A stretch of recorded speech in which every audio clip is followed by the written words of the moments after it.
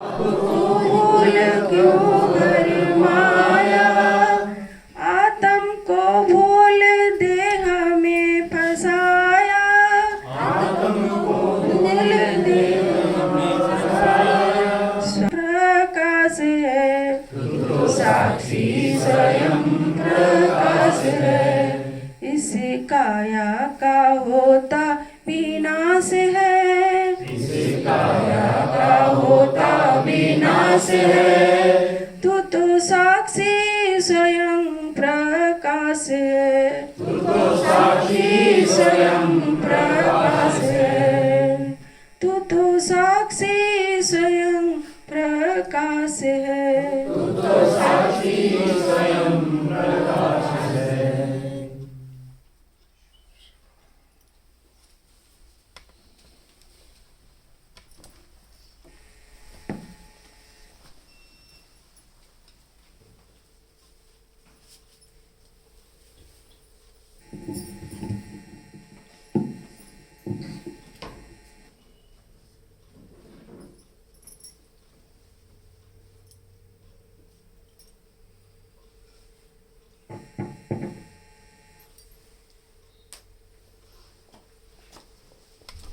श्रोताओं के रूप में उपस्थित हुए सच्चिदानंद स्वरूप आत्मा को प्रणाम।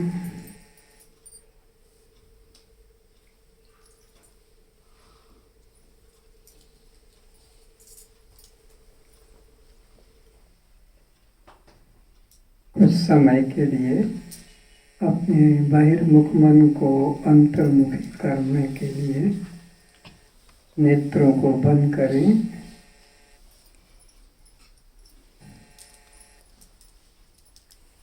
और बाहर संसार से मन को रिक्त कर लें।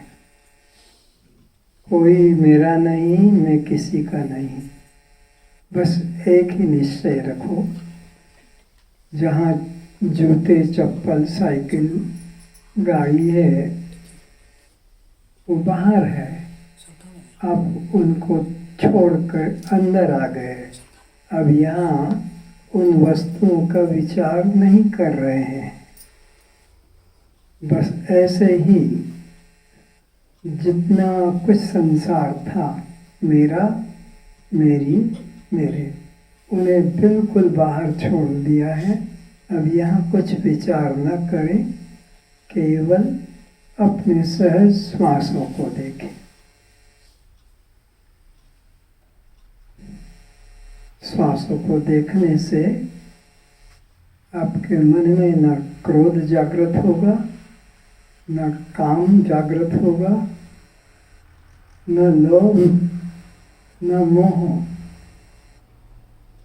न राग द्वेष और न अहंकार। आप द्वंद्व से मुक्त हो जाते हैं केवल अपने मन को श्वासों के साथ जोड़ देने से।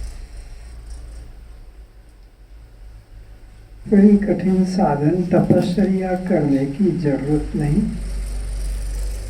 जिसके लिए कठिन तपस्या साधन कर रहे थे, वो मैं स्वयं ही हूँ।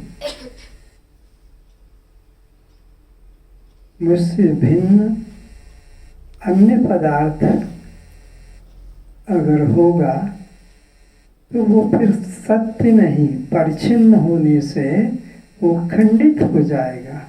परमात्मा सत्य है, अपरिच्छिन्न है, अखंड है, सर्वव्यापक है। अगर वो कहीं एक देश में है, एक काल में है, एक रूप में है, जैसे राम भगवान वो त्रेता युग में है, सतयुग में नहीं। कृष्ण भगवान द्वापर युग में है, सब युग में नहीं। राम भगवान अयोध्या में है, सब स्थान में नहीं। जब वो वनवास में थे तो अयोध्या में नहीं थे। अयोध्या में जब थे तो वहाँ जंगलों में नहीं थे, लंका में नहीं थे। तो ये परिच्छिन्न है, ये अखंड नहीं है, ये सर्वदेशी नहीं है, ये एक देशी है। राम हुए थे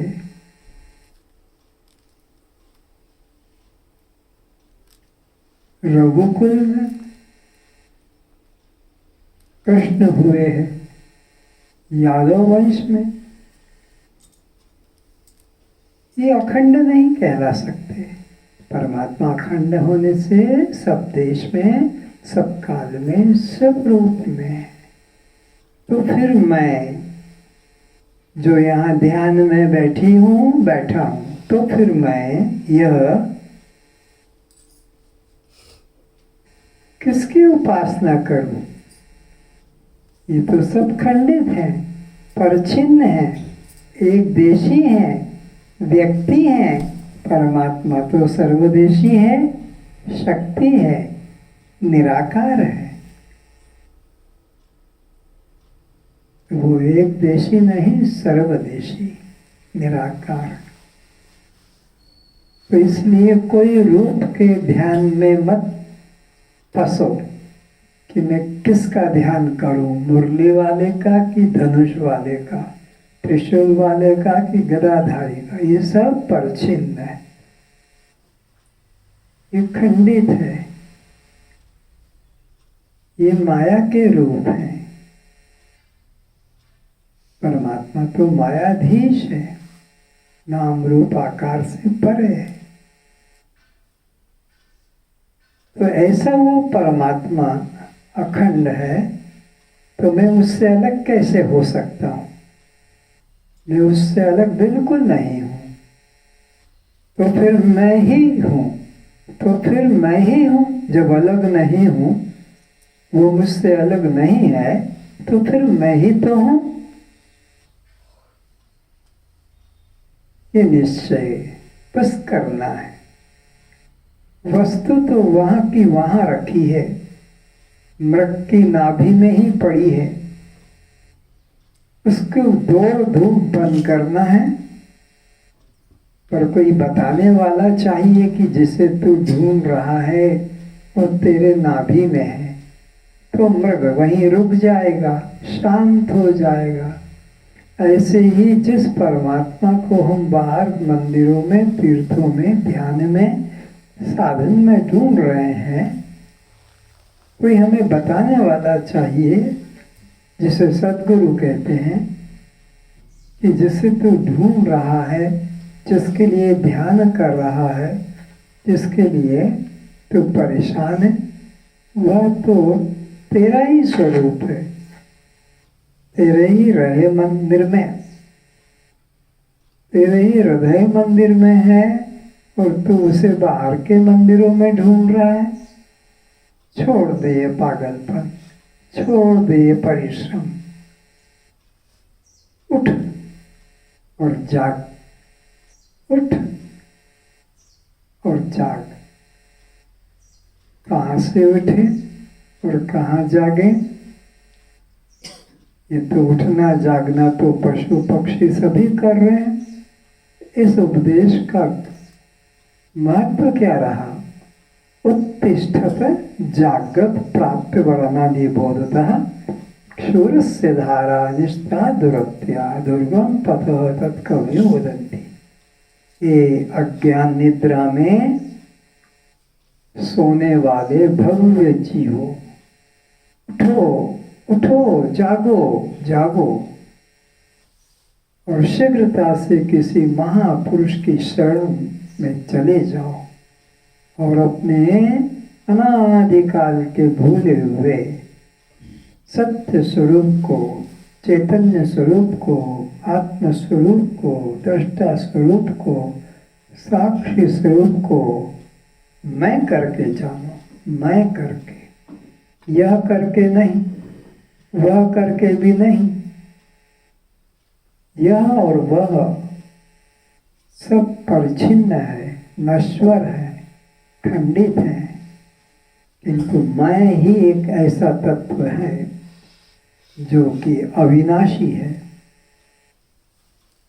कितने राम आकर मरकर चले गए, कितने कृष्ण आकर मरकर चले गए, कितने ब्रह्मा विष्णु शंकर राज्य करके उत्पत्ति स्थिति प्रलय कर करके मरकर चले गए।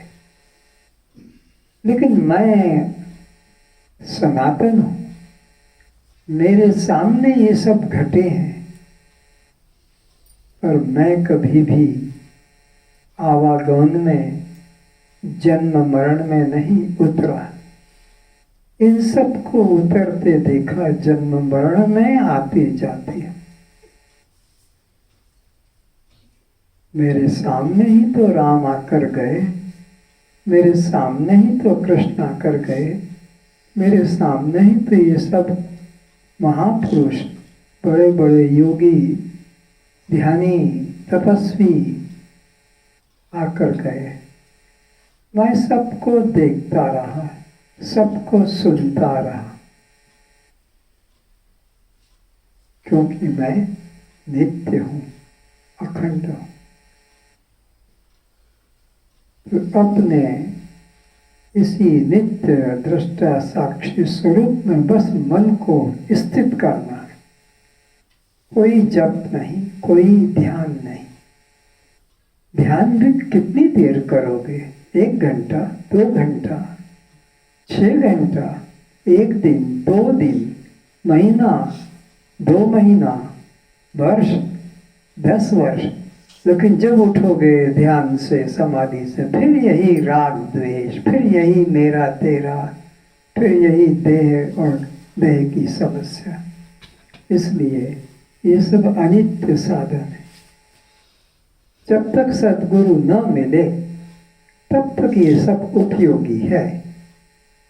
केवल सद्गुरु के पाने के लिए, अपने चित्त की शुद्धि करने के लिए ये उपयोगी है। शुद्ध चित्त में ही यह वेदांत ज्ञान, ब्रह्म ज्ञान जागृत होता है। शंकराचार्य जी कहते हैं, चित्तस्य शुद्धे न तो वस्तुपलब्धि। आत्मा की उपलब्धि या मुक्ति के लिए ये नहीं है कर्म उपासना। केवल निष्काम भाव से करें तो आपका चित्त शुद्ध होगा, सद्गुरु की प्राप्ति होगी, आप ज्ञान के अधिकारी बन जाएंगे। बस अधिकारी बनाने के लिए ये योग यज्ञ जब तक साधन है, परमात्मा की प्राप्ति के लिए नहीं। वो कैसे होगी? वस्तु सिद्धि विचारेण। वस्तु सिद्धि, आत्मा की मुक्ति की अनुभूति विचार से होगी, क्योंकि अविचार से ही, अज्ञानता से ही पाया हुआ अप्राप्त सा लगता है, मुक्त हुआ ही बंधन सा लगता है, आनंद होते हुए भी दुख सा लगता है, अमृत होते हुए भी मृत सा लगता है।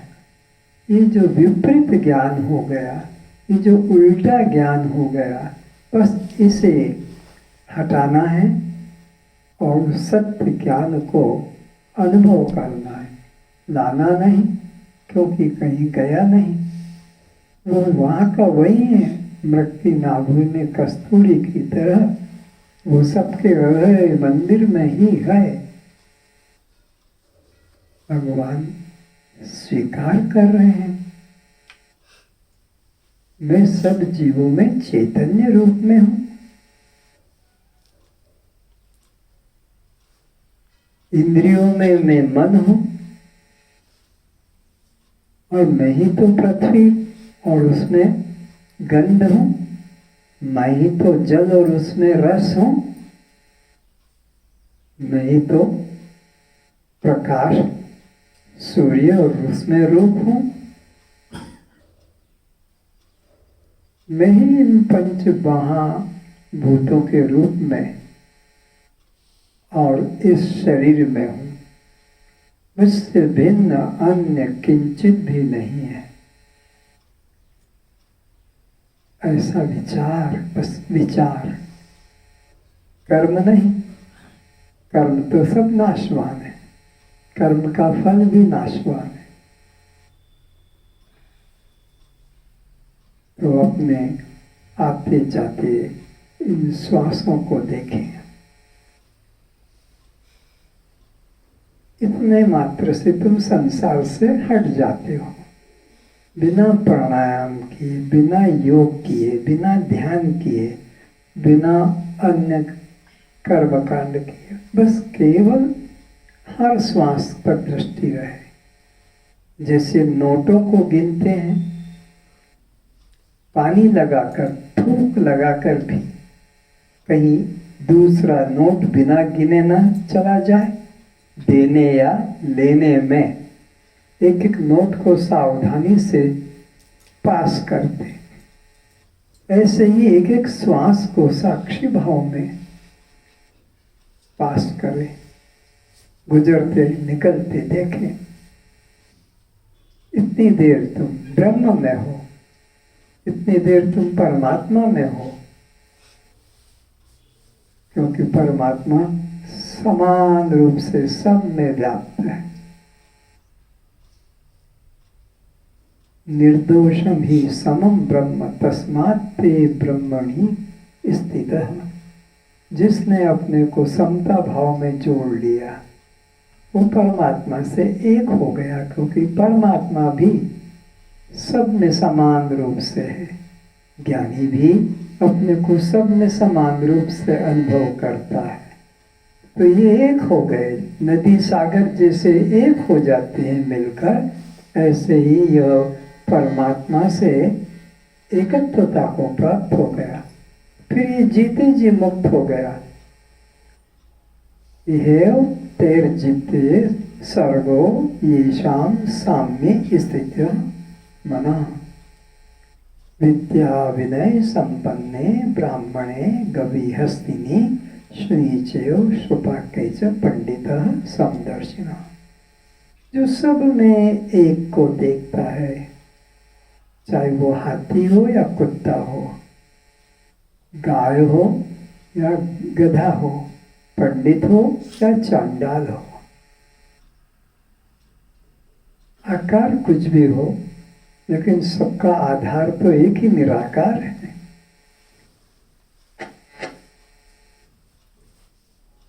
माठिया हो या ईंट हो कि खपरा हो, दुर्गा हो कि गणेश हो, आधार तो सबका एक माटी ही है।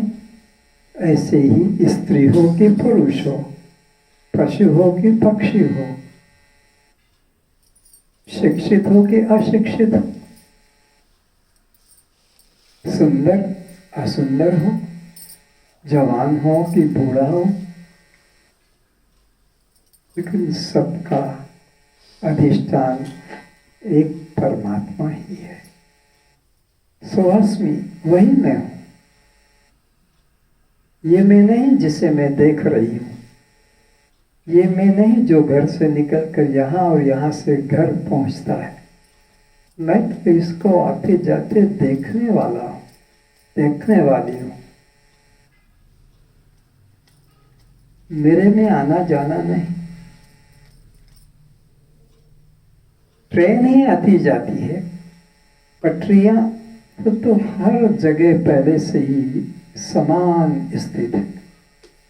तो परमात्मा पटरी की तरह सर्वव्यापक, और ये जीवात्मा ट्रेन की तरह 84 लाख स्टेशनों से गुजरता है। पटरी नहीं, पटरी अचल है, परमात्मा अचल है। जीव अचल नहीं, जीव चल है, 84 में भटकता है। पर दोनों की दोस्ती है, मित्रता है गाढ़, कभी अलग होते ही नहीं। ट्रेन पटरी से कब अलग हो सकेगी, कहाँ अलग हो सकेगी? तो जीव परमात्मा से कब अलग हो सकेगा, कहाँ अलग हो सकेगा? वो तो तुम्हारे श्वास श्वास में साथ है। कुछ भी करो, सत्कर्म में जुड़ो कि तुम दुष्कर्म में जुड़ो, धर्म में जुड़ो कि अधर्म में जुड़ो, पाप में जुड़ो कि पुण्य में, वो तो सब समय साथ है, उसके बिना कुछ नहीं। तो मैं एक शक्ति, चैतन्य आत्मा हूं, ये भाव रहे। और कुछ भाव मन में मत आने दो। पिता, माता, पति, पत्नी, पुत्र, पुत्री, डायरेक्टर, सेक्रेटरी, क्लर्क, प्यून, गरीब, उड़िया, बंगाली, बिहारी, कुछ ये कचरा मत लाओ मन में, हटा दो, सब फेंक दो कूड़े की तरह, डस्टबिन में डाल दो, ज्ञान अग्नि में स्वाहा स्वाहा कर दो।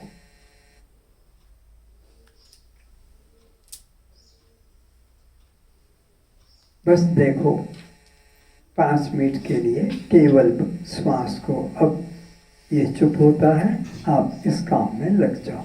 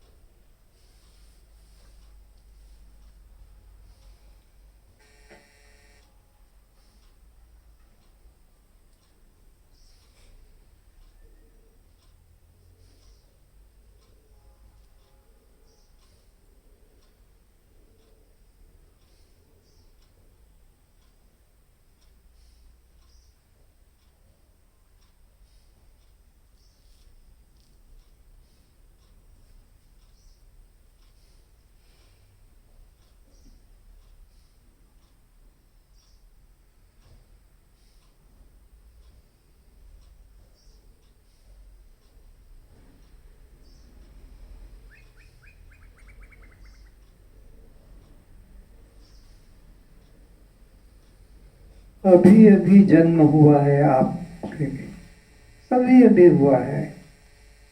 अब विचारो किसको बाप, माँ, भाई, बंधु कहे, क्या नाम जाति बताओ कि अभी जन्म हुआ है।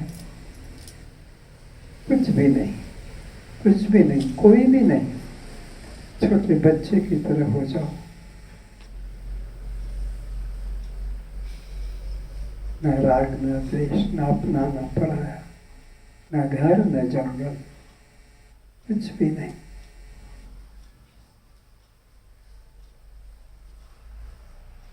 बस केवल श्वास और मैं और श्वास।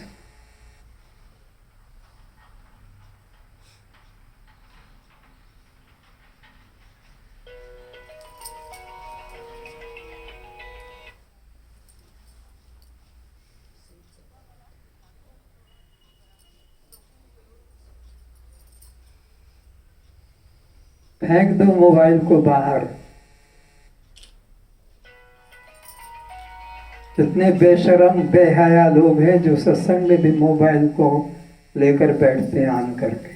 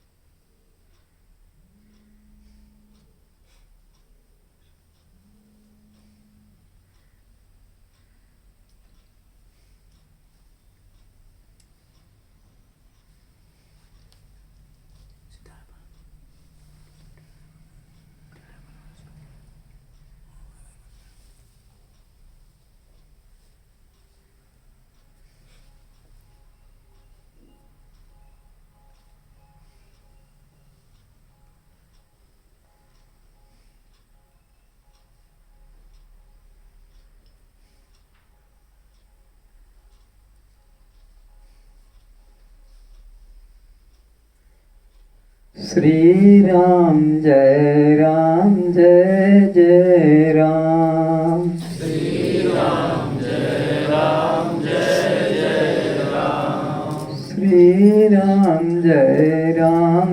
जय जय राम। श्री राम जय राम जय जय राम। श्री राम जय राम जय जय राम। श्री राम जय राम जय जय राम। नेत्रों से नहीं दिखते राम, नेत्रों से नहीं दिखते राम। नेत्रों से नहीं दिखते राम। नेत्रों से नहीं दिखते राम। व्यक्ति रूप में नहीं वह राम, व्यक्ति रूप में नहीं वह राम। व्यक्ति रूप में नहीं वह राम। व्यक्ति रूप में नहीं वह राम। शक्ति रूप में जानो राम, शक्ति रूप में जानो राम। शक्ति रूप में जानो राम। शक्ति रूप में जानो राम। दशरथ पुत्र नहीं वह राम, दशरथ पुत्र नहीं वह राम। कौशल्या नहीं जन्मे राम। कौशल्या नहीं जन्मे राम। व्यक्ति रूप में नहीं वह राम, व्यक्ति रूप में नहीं वह राम। शक्ति रूप में जानो राम। शक्ति रूप में जानो राम। लक्ष्मण भ्रात नहीं वह राम, लक्ष्मण भ्राता नहीं वह राम। सीता स्वामी नहीं वह राम। सीता स्वामी नहीं वह राम। घट घट व्यापी है वह राम, घट घट व्यापी है वह राम। अयोध्या राजा नहीं वह राम। अयोध्या राजा नहीं वह राम। लंका को नहीं जा रहा राम, लंका को नहीं जा राम। रावण को नहीं मारा राम। रावण को नहीं मारा राम। व्यक्ति रूप में नहीं वह राम, व्यक्ति रूप में नहीं वह राम। शक्ति रूप में जानो राम। शक्ति रूप में जानो राम। कानों से नहीं सुनता राम, कानों से नहीं सुनता राम। सब कानों में सुनता राम। सब कानों में सुनता राम। सब आँखों से देखत राम। सब आँखों से देखत राम। व्यक्ति रूप में नहीं वह राम, व्यक्ति रूप में नहीं वह राम। शक्ति रूप में जानो राम। शक्ति रूप में जानो राम। सब हाथों से करते राम। सब हाथों से करते राम। सब पैरों से चलते राम। सब पैरों से चलते राम। व्यक्ति रूप में नहीं वह राम, व्यक्ति रूप में नहीं वह राम। शक्ति रूप में जानो राम। शक्ति रूप में जानो राम। आत्म रूप में जानो राम। आत्म रूप में जानो राम। सोहम रूप में जानो राम। सोहम रूप में जानो राम। शिव रूप में जानो राम। शिव रूप में जानो राम। चैतन्य रूप में जानो राम। चैतन्य रूप में जानो राम। जन्म मरण से न्यारे राम। जन्म मरण से न्यारे राम। व्यक्ति रूप में नहीं वह राम, व्यक्ति रूप में नहीं वह राम। शक्ति रूप में जानो राम, शक्ति रूप में जानो राम। दशरथ पुत्र हुए एक राम, दशरथ पुत्र हुए एक राम। घट घट बैठे एक है राम, घट घट बैठे एक है राम। घट घट बैठे वही है राम, घट घट बैठे वही है राम। दशरथ पुत्र नहीं वह राम, दशरथ पुत्र नहीं वह राम। अयोध्या राजा नहीं वह राम, अयोध्या राजा नहीं वह राम। 14 लोक के स्वामी राम, 14 लोक के स्वामी राम। चैतन्य रूप में जानो राम, चैतन्य रूप में जानो राम। दृष्टा रूप में जानो राम, दृष्टा रूप में जानो राम। साक्षी रूप में जानो राम, साक्षी रूप में जानो राम। मैं रूप में जानो राम, मैं रूप में जानो राम। यह वह नहीं जानो राम, यह वह नहीं जानो राम। यहाँ वहाँ नहीं भागो राम, यहाँ वहाँ नहीं भागो राम। सर्व रूप में जानो राम, सर्व रूप में जानो राम। सर्व देश में जानो राम, सर्व देश में जानो राम। सर्व काल में जानो राम, सर्व काल में जानो राम। वही मैं चैतन्य आत्मा राम, वही मैं चैतन्य आत्मा राम। श्री राम जय जय राम, श्री राम जय जय राम। श्री राम जय जय राम। श्री राम जय जय राम। बोलो सच्चिदानंद परमात्मा की। सभी अपने इन दिव्य नेत्रों को खोलें और अपने दोनों हाथों से उनको सहला लें, आँखों को।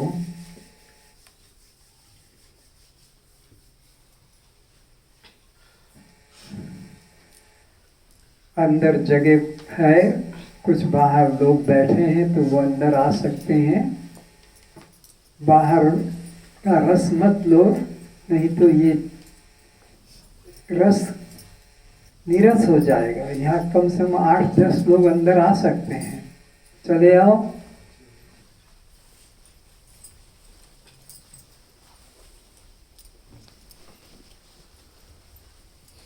मन, तू अपने को देह मत जान, तू देह से पृथक केवल चैतन्य आत्मा है। देह तो ऐसा है जिसे मरुस्थल में जल, उसकी कोई सत्ता नहीं, भ्रांति से प्रतीत हो रहा है। सूर्य के प्रकाश से रात्रि को मरुस्थल में जल नहीं दिखेगा, बादल आ जाने से मरुस्थल में जल नहीं दिखेगा, वर्षा में मरुस्थल में जल नहीं दिखेगा। तो सूर्य के प्रकाश से बालू रेती पर जब किरणें पड़ती है तो उससे ऐसा रिफ्लेक्शन पैदा होता है, इंद्रधनुष जैसे बन जाता है। उसकी कोई सत्ता नहीं, ये जगत की कोई सत्ता नहीं। जो भास रहा है सत्य सा, सीप में चांदी नहीं है पर भास रही है सत्य सी। ये जगत भी इसी प्रकार है, एकमात्र तू आत्मा ही सत्य है, ऐसा निश्चय कर। आगे क्या कहते हैं अष्टवक्र जी, सुने।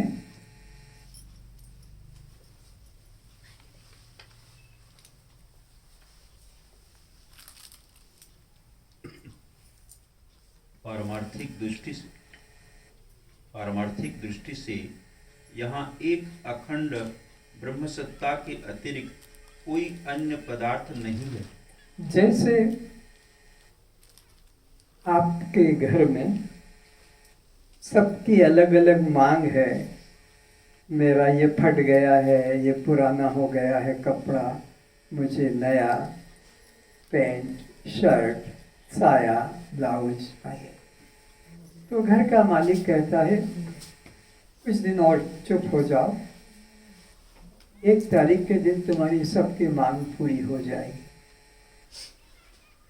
1 तारीख को तनख्वाह लाता है और 40 मीटर कपड़े का थान ले आता है, एक टेलर को ले आता है, घर में बिठा देता है और कहता है कि जो जो मांग करते हैं तुम बनाते चलो। सबकी मांग पूरी हो जाती है,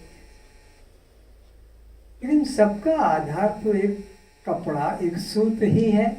चाहे पैंट कहो, शर्ट कहो, पर्दा कहो, बेडशीट कहो, साफा कहो, चुन्नी कहो, कफन कहो, धोती कहो, या और कुछ नाम दे दो, पर है तो सब के अंदर एक है। यहाँ एक के अलावा कोई दूसरा नहीं है। इस सृष्टि में जो तुम्हारी दृष्टि में आ रहा है, इस सृष्टि में एक चैतन्य परमात्मा के अलावा दूसरा किंचित भी नहीं है, ऐसा तुम्हें समझना है। एक बार क्या घटना घटी, एक बाबा को चोरी हो गई। एक बाबा के आश्रम में चोरी हो गई, तो वो पुलिस स्टेशन पर रिपोर्ट लिखाने गया कि मेरी चोरी हो गई। तो वो जो रिपोर्ट लिखने वाला है, अब वो कहता बोलो क्या क्या गया, तो मेरा छाता चला गया, मेरा तकिया चला गया, मेरा जो है दरी गद्दा चला गया, मेरी ओढ़नी चली गई, ऐसे बोल रहा था। तो किसी ने दया करके एक उसको कंबल दे दिया। तो बाबा कहने लगा वो रिपोर्ट कैंसिल कर दो, कैंसिल कर दो। अरे आप तो लिखा रहो, बोले मेरा सब मिल गया। सब मिल गया? कैसे मिल गया? एक कंबल मिला। तो उसने एक एक तकिए की तरह नीचे लगा के दिखा दिया, एक को बिछा, उसी को बिछा कर दिखा दिया, उसी को ओढ़ कर दिखा दिया, उसी को ऊपर से ढक कर दिखा दिया। तो वस्तु तो एक थी, उपयोग अलग अलग ढंग से हो रहे थे, पर वस्तु तो एक कंबल ही था। तो वो रिपोर्ट कैंसिल कर दो, मेरा सब मिल गया। तो कहता है एक ही वस्तु तो मिली है और बाकी बोले सब इसी में वो है। तो याद रखो, यहाँ एक चैतन्य सत्ता के अलावा, एक परमात्मा सत्ता के अलावा अन्य किंचित भी नहीं है। भेद देखना ही पाप है। द्वितीया द्वयम भयम भवति, जाके मति धे गे कछुए होरा ते नर पशु। वो मनुष्य है लेकिन ते नर पशु। कौन कहता है? वेद ढिलोरा। वेद में घोषणा की गई है कि जो अपने अतिरिक्त, चेतन के अतिरिक्त अन्य कुछ भी मानता है वह मनुष्य नहीं, पशु है। किसी भी सुवासव क्रिया द्वारा आत्मा में न बुद्धि होती है न हानि होती है। जैसे रस्सी में सर्प 3 काल में नहीं है, उसी प्रकार यह अनहुआ जगत अज्ञानी की दृष्टि में सत्य सा भासित होता है। फिर से पढ़ो। किसी भी सुवासु क्रिया द्वारा आत्मा में न बुद्धि होती है न हानि होती बस है। कुछ भी आप शुभ कर्म करें, दान धर्म करें, तीर्थ यात्रा करें, पूजा पाठ करें या खेती व्यापार करें, शादी ब्याह, बच्चे मकान बनाएं, अथवा और कोई निकृष्ट कर्म करें, तो संसार में उसको हम पाप कहते हैं, निकृष्ट को, अच्छे को हम पुण्य कहते हैं। लेकिन आत्मा में इसका कोई संबंध नहीं, किंचित भी संबंध नहीं। तुमने चाहे सारे पृथ्वी को दान कर दिया, स्वर्ण दान कर दिया, कि तुम्हारे द्वारा सबकी हत्या हो गई, किंचित भी स्पर्श नहीं होता। देख लो, कृष्ण भगवान के द्वारा अर्जुन से युद्ध कराया गया, कितने योद्धाओं की हत्या हुई, कितने ब्राह्मणों की हत्या हुई, कितनी स्त्रियां विधवा हो गई, अनाथ बच्चे हो गए। लेकिन कृष्ण के जो पर्सनल फाइल थी उसमें एक भी कहीं हत्या का नाम नहीं आया कि राम ने कितने राक्षसों को मारा। अयोध्या से जब चले गए थे जंगल में कितने, और फिर लंका में जाकर सबको मारा। लेकिन राम के जीवन में एक हत्या का केस नहीं लगा कि भाई राम को ये सजा मिलेगी, इतने वर्ष उसको जेल में कैद में नरक में रहने का नाम ही नहीं आया। क्यों? उनकी दृष्टि में एक चैतन्य के अलावा, एक आत्मा के अलावा अन्य किंचित भी नहीं था। तो तुम्हारे द्वारा जो भी क्रिया हो जाती है और उसमें कर्ता भाव नहीं, तो फिर ना पुण्य बनेगा और ना पाप बनेगा। भगवान खुद कहते हैं यस्य नाहं कृतो भावो बुद्धिर्यस्य न लिप्यते हत्वा पीसाई मान लोका न हंति न निबध्यते। हे आत्मन, जिस व्यक्ति के मन में मैं कर्मों का करता हूँ ऐसा मिथ्या अभिमान नहीं होता है। नाहं कृतो भावो बुद्धिर्यस्य न लिप्यते, और जिसकी बुद्धि उस फल में कि मैं इसका फल भोगता हूँ, भोगूंगा, ऐसा भाव न कर्ता भाव और न भोक्ता भाव है।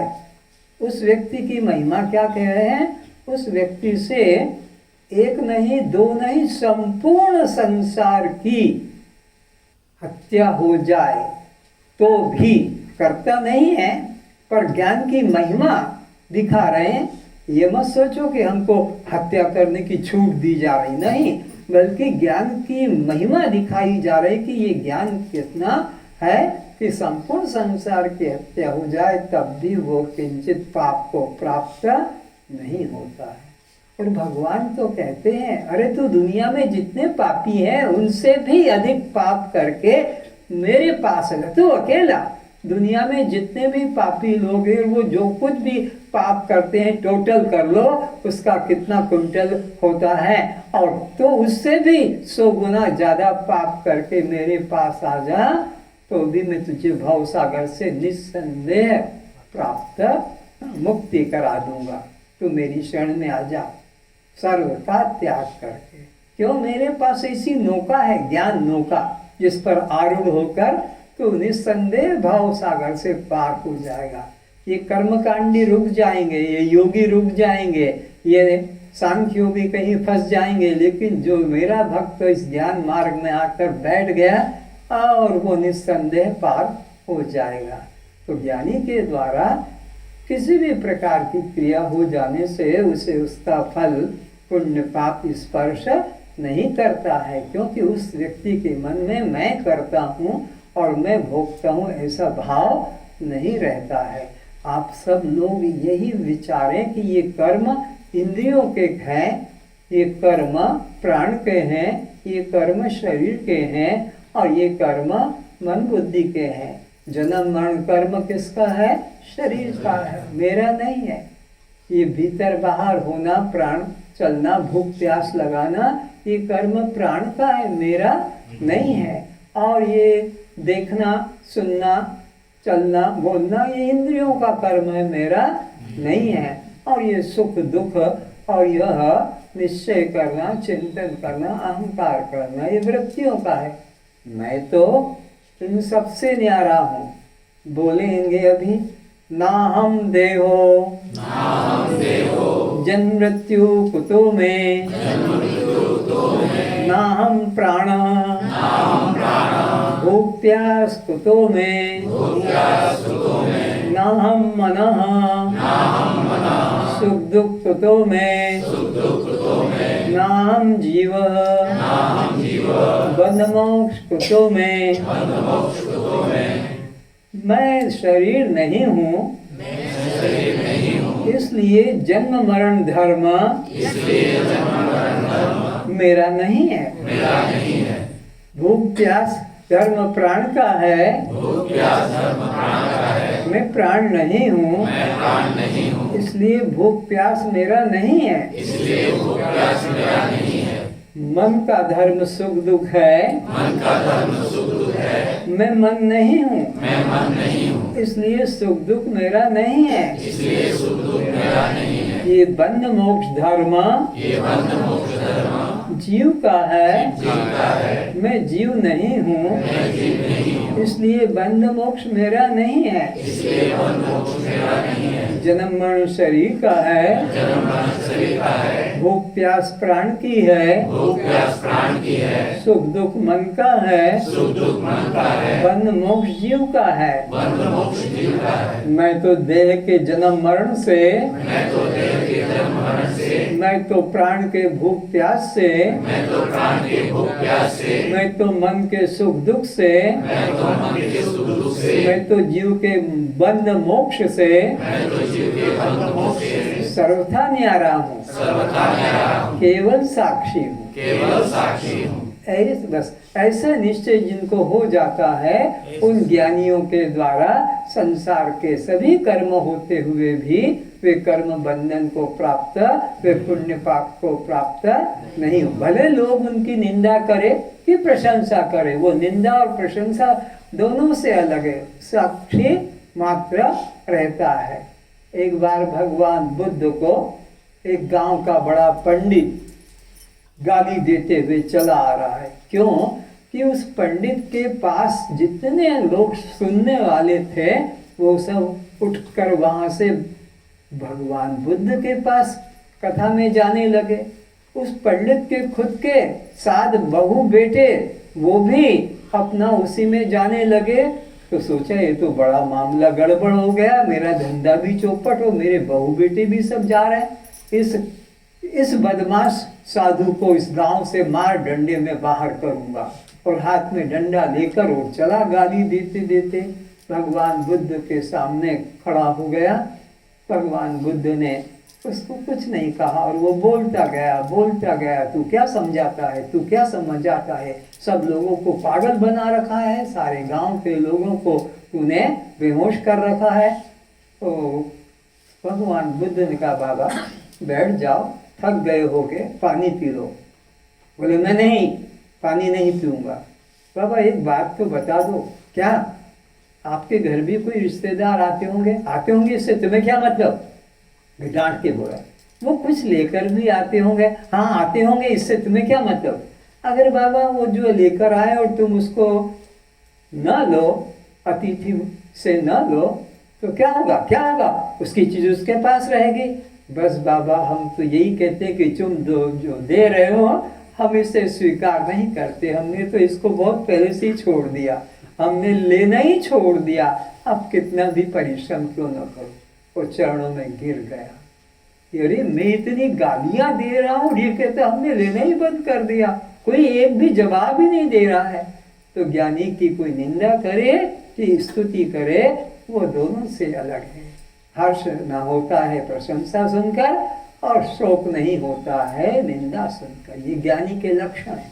अब तुम सब जितने बैठे हो विचारो इस बात पर कि तुम्हें कोई एक शब्द कह दे, घर का बाप कह दे, कि पति कह दे, कि मास्टर कह दे, कि पड़ोसी कह दे, तब तुम्हारे अंदर क्या होता है? तिलमिला जाते हो, जैसे बिजली का करंट लगता। मेरे को ऐसा कह दिया। और वो जितनी देर बैठे रहोगे 2 घंटा सत्संग में, वही शब्द घूमते रहेंगे। 10 साल पहले मुझे को इसने गाली दिया था, देखो उसकी शक्ल भी और गाली भी आई। 10 साल। और प्रवचन शाम को क्या सुना वो याद, शाम को प्रवचन सुना वो याद नहीं। और 10 साल पहले का कि 10 दिन पहले का कि 2 घंटे पहले, वो सब याद रहता है। तो इसी तरह जैसे सत्संग में बैठे हो और किसी ने कुछ अपशब्द कह दिया कि प्रशंसा का कह दिया, वो जैसे गूंजता रहता है, उसी का चिंतन होता रहता है। सत्संग में भी आप बैठे हो पर वो चिंतन रहेगा। तो इसी प्रकार संसार में आप घूमते रहो, कर्म करते रहो, पर ये भाव, सत्संग वाला भाव गूंजते रहना चाहिए। फिर समझो अगर कोई हमको गाली दे देता है तो वो भाव हमको दिन भर मन में घूमता है। हम सत्संग जाएं, मंदिर जाएं, पुस्तक पढ़ें, वो घूमता ही रहता है। तो वो जैसे अचानक हमारे अंदर आ जाता है, ऐसे संसार का काम करते हुए अचानक में दृष्टा साक्षी, ये भाव भी गूंजते रहना चाहिए, ये भाव भी उठते रहना चाहिए। तो जानो कि हमारा मन सत्संग में डूब रहा है, नहीं तो हम संसार में ही डूब रहे हैं। भले 2 घंटा यहाँ अष्टावक्र गीता सुन ले कि घर में 2 घंटा आंख बंद करके ध्यान लगा लें, सब बाहरी नाटक, बाहरी सर्कस हो रहा है, इससे कल्याण का संबंध नहीं। तो हमारे अंदर देखना है कि हमारे अंदर ये कितना जगह है। तो कोई गाली दे तो सोचो किसको गाली दे रहा है, जिसे देख रहा है। मैंने तो उसको देखना ही छोड़ दिया, मैं तो इसको देखना ही छोड़ दिया कि ये मैं हूँ। गाली दे रहा है, या कोई सामने से पत्थर मारे या तीर मारे और तुम ऐसे हो जाओ तो क्या होगा? वो पत्थर तीर निकल जाएगा, तो तुम देह ऐसे हट जाओ। जैसे देह को अपने ऐसा कर लिया, उसके निशाने से वो निकल गया। तो ऐसे ही वो कहीं गाली भी देता है तो वो इसको दे रहा है, तुम इससे दूर हो जाओ, तो वो तुमको नहीं लगेगा, किसी को लगेगा। तो ये प्रतिदिन अपने व्यवहारिक जीवन में उतारो। ये खाली शब्द रटने से कुछ कल्याण होगा? पूरी अष्टावक्र गीता सुन लो, एक नहीं कई बार। कितनी बार हनुमान चालीसा रोज पढ़ते हो, गीता पढ़ते हो, ये अक्षर ज्ञान से कल्याण नहीं होगा। उसमें जो आदेश दिया है, जो उपदेश दिया है, उसको तुमने कितना धारण किया है, इस पर तुम्हारा कल्याण निर्भर करता है। पूरा किया तो पूरा कल्याण, आधा किया तो आधा कल्याण। तो ये भाव मन में जागृत करो। कोई गाली दे या कोई प्रशंसा करे, तुम्हारी अगर उम्र भी पूछ ले, तुम्हारा नाम भी पूछ ले, तुम्हारा जाति भी, वो तो ज्ञानी नहीं है, संसारी व्यक्ति है, वो नाम पूछेगा, जात पूछेगा, उसको बताते ही उधर टच हो जाना चाहिए, किधर जिधर तुम साक्षी हो, जिधर तुम चैतन्य हो। ये तीर दोहरा होना चाहिए, उधर गया और लौटकर इधर आ जाए, एकत्र उधर नहीं अटक जाए, शब्द में अटक ना जाए, रूप में ही ना अटक जाए, उधर जाकर इधर आ जाए कि ये तो शरीर का, मैं तो दृष्टा साक्षी। जब तक ये काम आप नहीं कर पाओगे, ये गणित नहीं कर पाओगे, तब तक आप ये लिखे हुए प्रश्न का उत्तर लिखे हुए से दे दो। गणित में आपको एक देता है सवाल और उसके पीछे उत्तर भी लिख देता है, तो आप उसको बिना के उत्तर लिख दो, तो इससे कुछ थोड़ी होगा। पढ़े बिना, किए बिना पन्ना पलट दिया कि उसने सब पीछे सब प्रश्न के उत्तर लिखे हैं, तो ये प्रश्न के उत्तर अनुभव करके ही आना चाहिए। तो इसकी परीक्षा करो। कोई गाली देता है, कोई निंदा करता है, कोई प्रशंसा करता है, तो तुम सोचो कि मेरे को कितना टच करता है। टच किया तो मैं देह में फंसा, और मुझे टच नहीं किया तो मैं अपने आत्मभाव में बस हो गया कल्याण। यह परम सौभाग्य।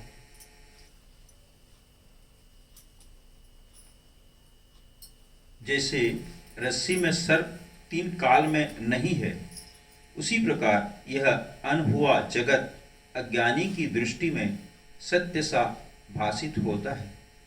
क्या कहा है, इसको फिर से सुनो। जैसे रस्सी में सर्प 3 काल में नहीं है, उसी प्रकार यह अनहुआ जगत अज्ञानी की दृष्टि में सत्य सा भासित होता है।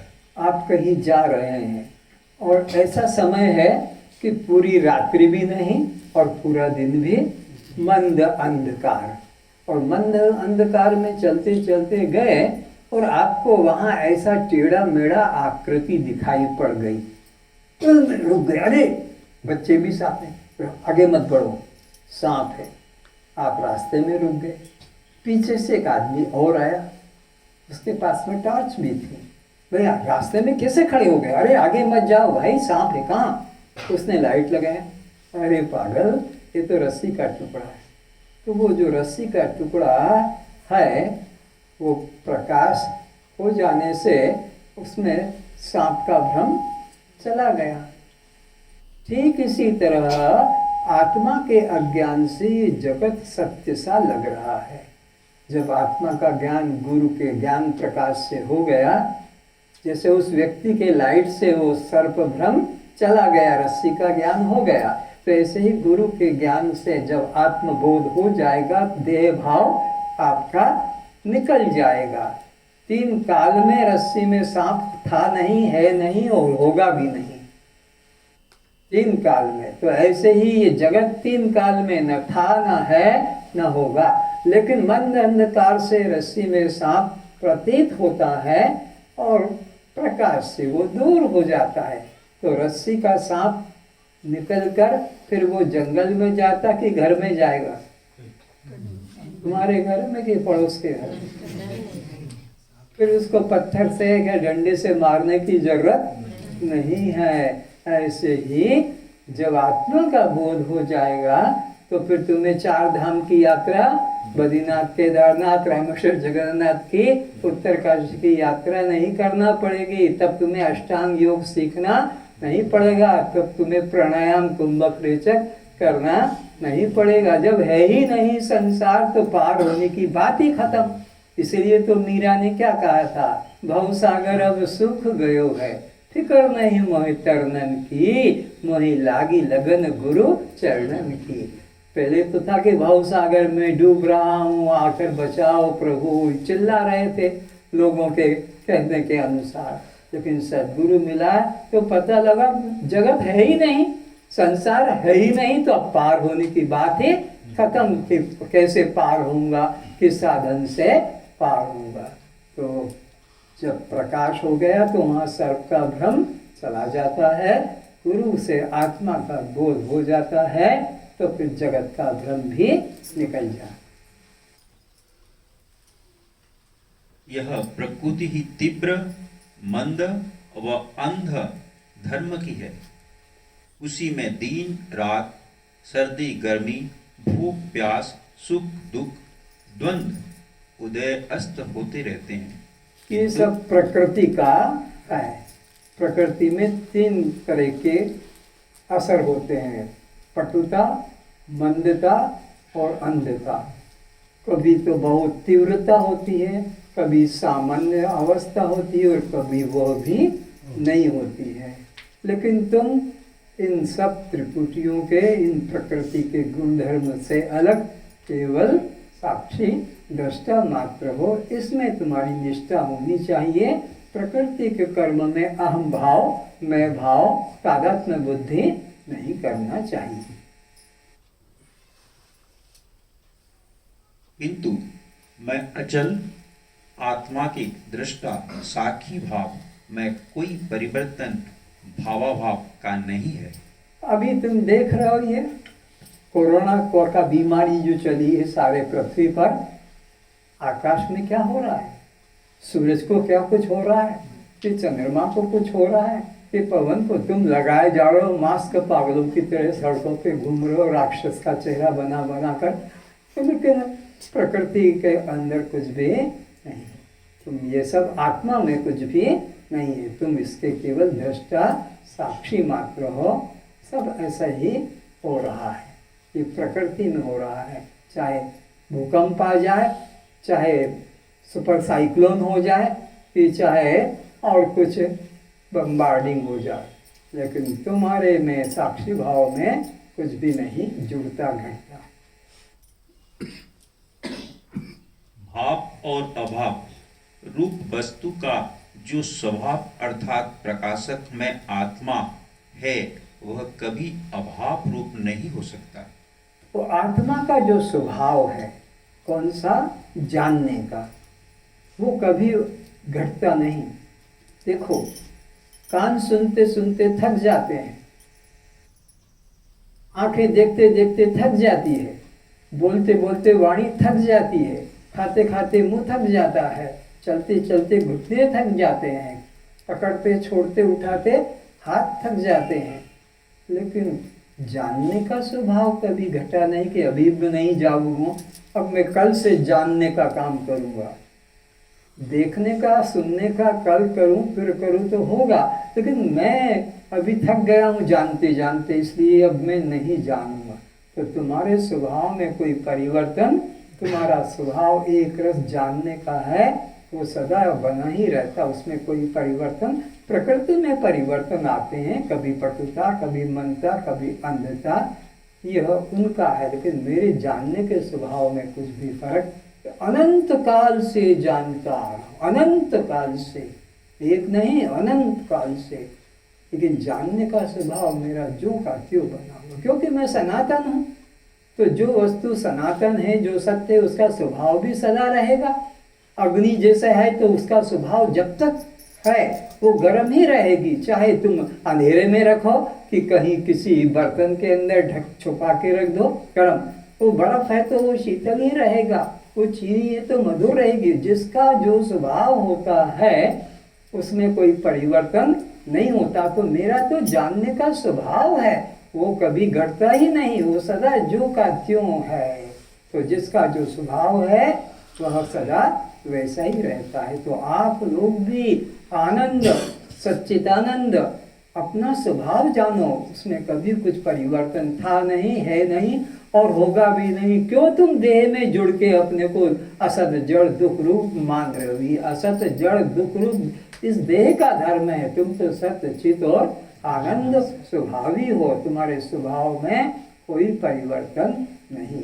जिसका भी जो स्वभाव है, आंख देखने का है वो कभी सुनने का काम नहीं करेगी, कान सुनने का काम है, वो देखने का या बोलने का नहीं करेगा। ये तो जिसका जो स्वभाव परमात्मा ने रख दिया, जैसे कि चंचलता, अब ये परमात्मा ने उसका स्वभाव बनाया है, वो देह रहते रहते कभी स्थिर नहीं होगा, क्योंकि उसके चलने से ही तो ये प्राण भीतर बाहर होते हैं, तभी तो पेट आगे पीछे होता है, तो मन भी आगे पीछे होगा। तो जिसका जो स्वभाव है उसमें कभी कोई परिवर्तन नहीं आता। तो तुम्हारा स्वभाव ही नित्य शुद्ध बुद्ध मुक्त सच्चित आनंद है। इसमें मस्त रहो, इसमें निष्ठा करो। इस अनित्य शरीर में मैं बुद्धि क्यों करते हो? ये अनित्य शरीर, सड़ा गला, हाड़ मांस, मलमूत्र का पिटारा, देखते नहीं कितना विकार।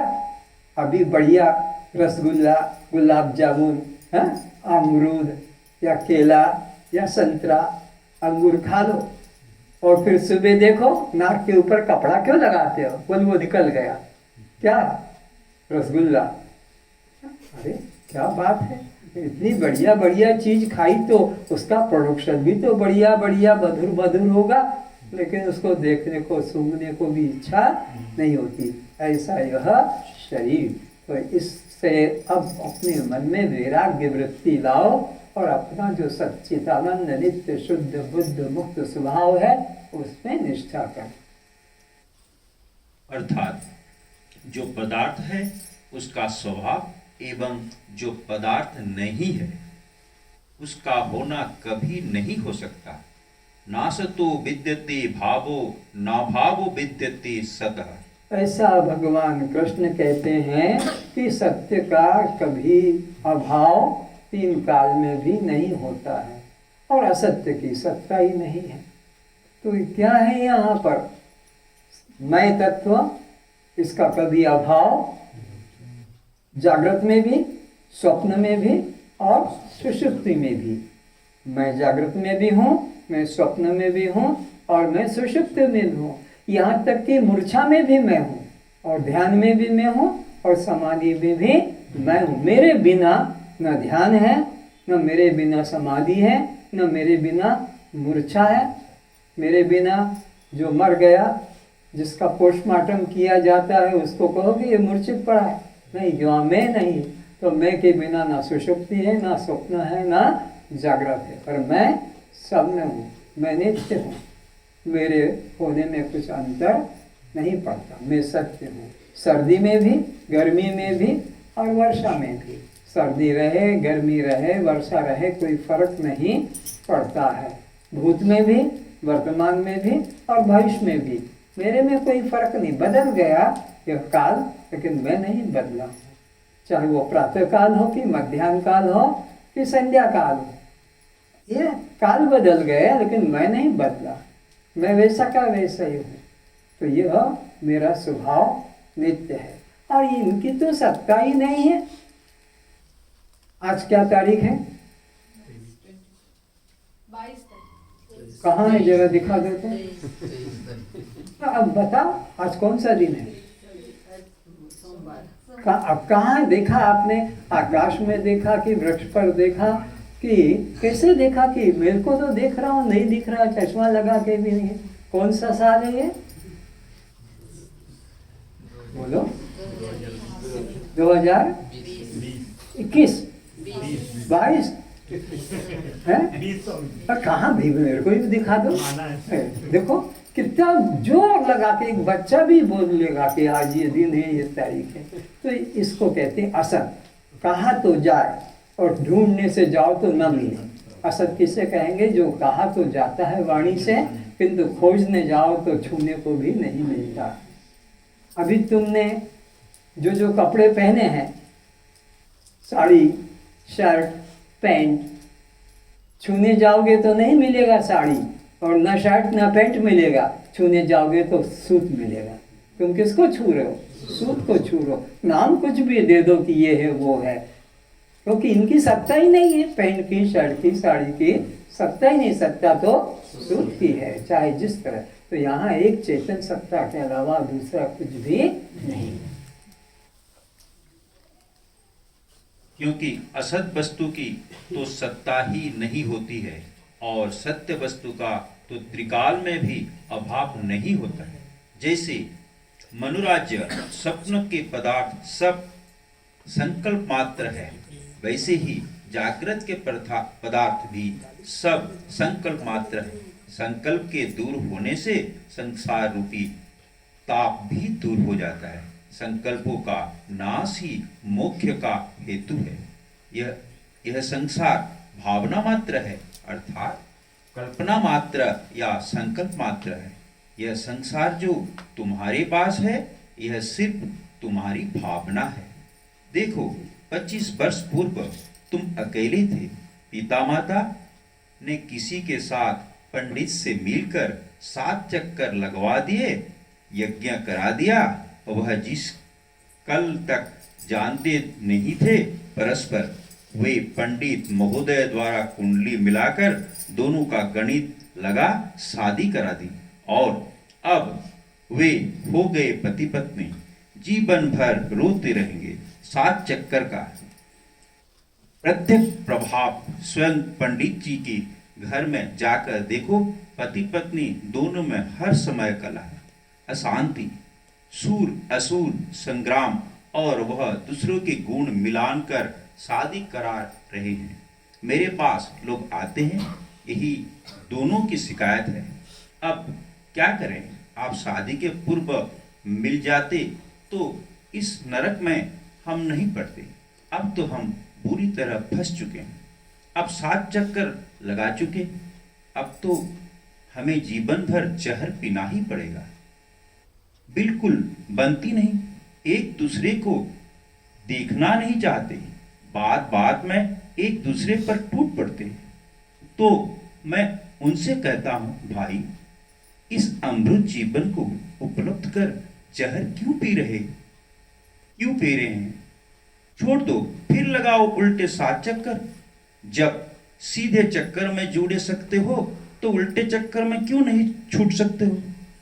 पुरुष प्रथम स्त्री को छोड़ देता है, दूसरी शादी कर लेता है, किंतु स्त्री फिर भी अपने माथे का बिंदियां, मांग का सिंदूर, करवा चौथ व्रत, पति की दीर्घायु के लिए सौभाग्य सिंदूर करती रहती है। तुमने किसी को पिता, किसी को माता, किसी को बहन भाई, किसी को मित्र शत्रु मान लिया है। यह संसार तुम्हारा माना हुआ संकल्प मात्र है। आज चाहो त्याग कर सकते हो। तुमने उसे कभी नहीं देखा जो सदा से है, बिना पंडित से कुंडली मिलाए, बिना साधन के। वह है साकी बात, तुम्हारा स्वभाव। जो नहीं था संसार, उसी तुमने है जैसा मान लिया, एवं जो था, जो है, जो तुम स्वयं हो, उसे तुमने नहीं है जैसा मान लिया है। लेकिन इस द्वंद्व के बीच अगर कोई सत्य वस्तु है तो वह एक ही तुम्हारा होना, तुम्हारा स्वभाव, तुम्हारा साक्षी भाव। अस्तु, उसे ही खोज लो, शांति प्रकट हो जाएगी। तुमने यह स्वप्न रूप मिथ्या संसार को तो देख लिया, अब विचारो तुमको इसमें आज तक क्या मिला, आगे और क्या मिलेगा? केवल दुख, अशांति, चिंता, भय, निराशा, हताशा के सिवा इसमें यहाँ कुछ नहीं। आनंद आत्मा का स्वभाव दूर नहीं, परिच्छिन्न नहीं, जिसे पाने के लिए कोई जप, माला, पूजा, ध्यान, योगादि अभ्यास तुम्हें करना पड़े। वह तुम हो निर्विकार, निराकार, निरंजन, अखंडानंद। जैसे यह मेरा हाथ, यह मेरा पैर, यह मेरा नाक, यह मेरा आँख, यह मेरा कान की तरह यह मेरा शरीर है। जिस जिसको मेरा कहकर बतलाया गया, वह मैं इन सब का दृष्टा, इन सब से पृथक हूँ। यह वह सब में से दूर व भिन्न है। मैं आत्मा अग्नि की उष्णता, चीनी की मधुरता की तरह अभिन्न हूँ। आत्मा न दूर है न पास है, आत्मा भीतर ही है, कहीं खो नहीं गई है। और वह तुम हो, पराई, परिचिन्न, एक देशी, जड़, नाशवान वस्तु बाहर होती है, वह पास दूर हो सकती है, किंतु वह आत्मा तो तुम स्वयं हो। इसका स्टॉपेज कब आएगा? इस ट्रेन चली नहीं जब से, मैं देख रहा हूँ कभी तो स्टॉपेज आएगा, लगातार ही चलती जा रही है। पढ़ना है थोड़ा थोड़ा। गाय बगौल करती है ना, खाती है, फिर बैठकर उसको चबाती। ऐसे ही सुनो थोड़ा, पर उसका अपने जीवन में धारण करना। केवल पढ़ने से कि एक चैप्टर पढ़ डाला, एक पैराग्राफ पढ़ डाला, उससे कुछ मतलब नहीं। सार बात इसमें से पकड़ना है कि जन्म से लेकर मृत्यु तक जो कुछ हमें परिवार से, समाज से मिला है, उनसे हमको अपना तादात्म्य तोड़ देने का है। क्या क्या मिला है? पहले तो शरीर मिला है पिता माता से, इससे तादात्म्य तोड़ो, ये नहीं। फिर नाम मिला है, इससे तादात्म्य तोड़ो, क्योंकि जन्म के पहले तुम्हारा ये नाम नहीं था। फिर तुम्हें जाति मिली, उससे भी तादात्म्य तोड़ो। अभी हॉस्पिटल में एक साथ समझ लो कि 10 बच्चे पैदा हुए, वहाँ एक साथ एक रख दिए खाट के ऊपर। अब वहाँ कौन बता सकता कि ये हिंदू का है, ये मुसलमान का, कि सिख का है या बंगाली का? कुछ नहीं। और जो उसको पाल लेता है फिर अपनी जाति की स्टेम मार देता है, ये तो हिंदू का है, मुसलमान का, सिख का, ईसाई का। पानी सबका एक है कुएं का, लेकिन जिसके मटके में चला गया, ये हिंदू का मटका है, मुसलमान का मटका है, सिख का मटका, अरे पानी तो सबका एक है, बर्तन सबके अलग अलग हैं। तो ये नाम भी हमारा नहीं है, शरीर भी हमारा नहीं है। शरीर है तो पंच महाभूतों का या पिता माता के रजवीरी का। आदत में तोड़ो, जो मेरा नहीं है उससे मन हटा दो। तो नाम भी पिता माता का दिया हुआ है कि तुम्हारा है? और तुमने कहा कि ये मेरा नाम है, बोलते ही हो सब, this is my name, it more नाम, जबकि दिया हो उनका है। अगर वो कोई नाम न देते, घसिया दे देते, भीखू देते, मांगी दे देते, और कुछ भी ऐसे नाम दे देते, हगूरी नाम देते, तो हगूरी करके पुकारा जाता। तो ये नाम भी कल्पित है, ये भी मेरा नहीं है, जाति भी मेरी नहीं। लेकिन अहंकार सब करके बैठे हो अपनी जाति का गर्व, जबकि तुमने देखा कहाँ जाति? न रक्त की जाति बताई है उपनिषदों में, न हड्डी की जाति बताई है, न रंग की जाति बताई है, न चमड़े की जाति बताई है। मूर्खों ने कल्पना करके नाम जाति। अब धर्म की बात विचार करो, ये हिंदू मुसलमान सिख ईसाई जो मंदिर मस्जिद में जाते हैं, क्यों जाते हैं? वो माँ बाप बचपन से अंगली पकड़ के ले गए, तो माँ बाप तो मर गए, हमको उस गड्ढे में छोड़ गए। अब हमको निकलने का साहस ही नहीं रहा। कोई कहे भी कि भाई तुम निश्चित करो कि हिंदू नहीं, नहीं वाह कैसे हिंदू नहीं? चुटैया पे हाथ रख के दिखा देगा, पहनता मैं तो ब्राह्मण हूँ। पर ये चुटैया जब नहीं थी, गले में पहनता नहीं था, तब तुम क्या थे? घसिया थे। ये क्या मूर्ख लोगों ने जो जो तुमको धारणा दे दी उसको लेकर चलो। ऐसे ही इंजीनियर बन गए, डॉक्टर बन गए, मास्टर बन गए, वकील बन गए, मजिस्ट्रेट बन गए।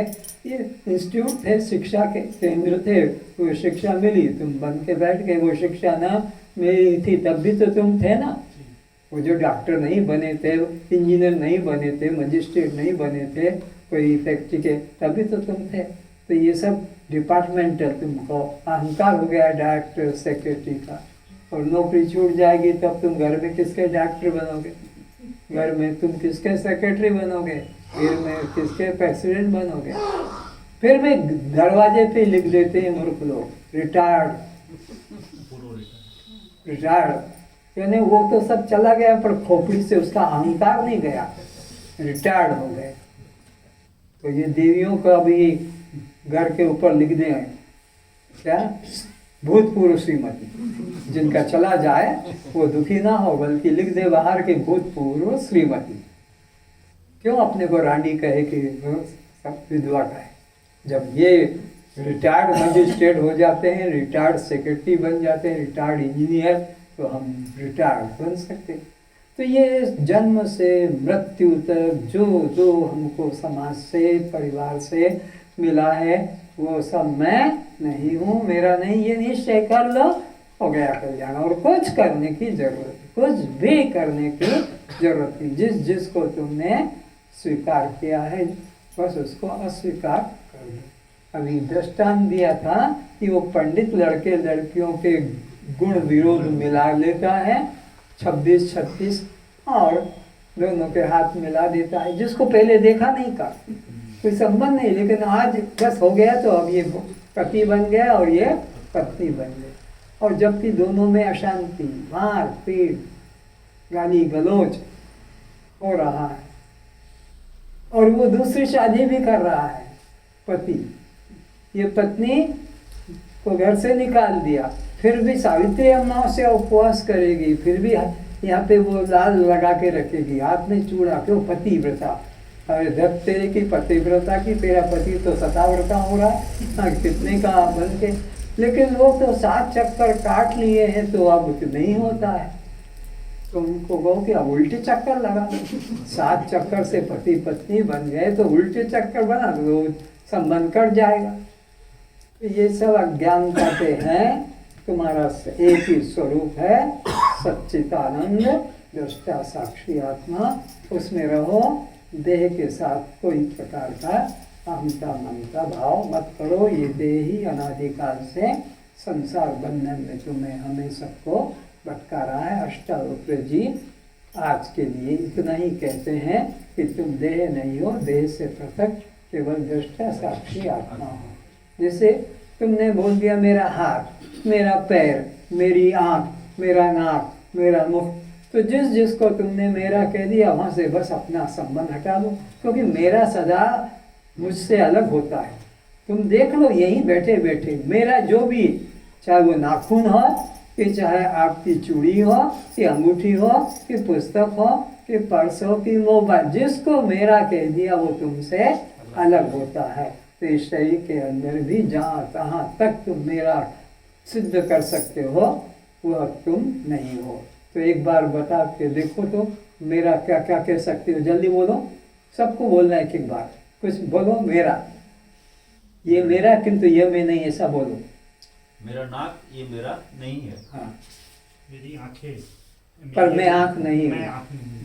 मैं पेन नहीं हूँ। हाँ, और इसी तरह बोलते चलो। मैं नाम नहीं हूँ। और आगे, ये पुस्तक मेरा है लेकिन हाँ, जिसको बुद्धि है वो बता देगा। ये सब मेरा है, मैं सब नहीं हूँ। हाँ, वो तो अच्छा है। ये शरीर का नाम लोकनाथ है, लेकिन मैं लोकनाथ नहीं हूँ। हाँ, और ये इसका- शरीर मेरा है, मैं शरीर नहीं हूँ। देखो बोल नहीं पा रही है। मेरा ये हाथ में हाथ नहीं हूँ। अच्छा, ठीक है। मेरा मन में मन नहीं, मेरा बुद्धि है, बुद्धि मैं नहीं। देह में देह नहीं। जो भी मेरा है, जो भी मेरा, मैं किसी का लूंगा नहीं, डरोगा किनके छोड़ना पड़ेगा। नहीं, तुम्हारा तुम्हारे पास, लेकिन ये बोलो कि ये मेरा है पर ये मैं नहीं, ये मेरा है पर मैं। पीछे तक भी जो बैठे हैं, थोड़े नींद भी ले रहे हैं, अस्वाम टाइम वही है आपका 3:30 का और 4:30 का। याद रखिएगा, 3:30 और 4:30, थोड़ा भी आगे पीछे नहीं आज बता दिया है।